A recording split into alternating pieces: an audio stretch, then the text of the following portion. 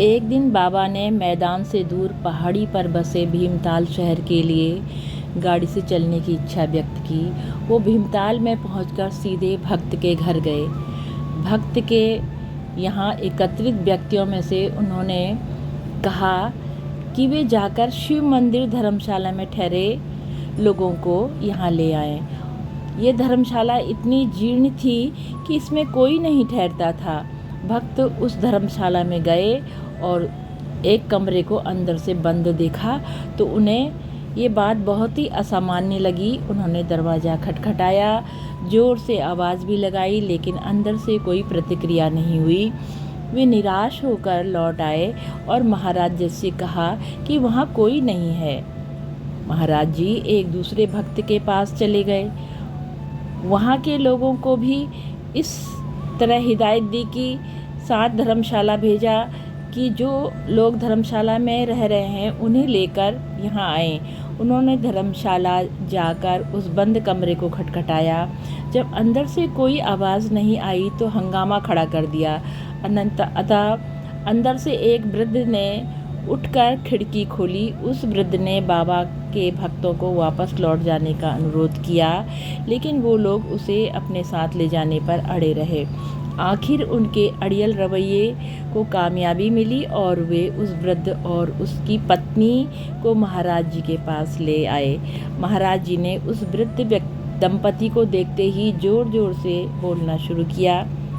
क्या तुम ये सोचते हो कि स्वयं को भूखा रखकर तुम ईश्वर को डरा लोगे? वह अपने भक्तों को इतनी आसानी से मरने नहीं देता। प्रसाद पाओ। बाबा ने बाजार से पूड़ियाँ और मिठाइयाँ मंगवाईं, परंतु उस दंपति ने उसे खाने से इनकार कर दिया। महाराज जी ने जब काफ़ी आग्रह किया तब जाकर उन्होंने उसे ग्रहण किया। वे वृद्ध दंपति दक्षिण भारत के थे और उत्तराखंड स्थित बद्रीनाथ धाम अन्य तीर्थ स्थलों की तीर्थ यात्रा पर निकले थे। वे धनाढ्य परिवार के थे, लेकिन अपनी शेष उम्र भगवान को अर्पित कर दिया था। इसी उद्देश्य से उन्होंने अपना घर बार छोड़ दिया था।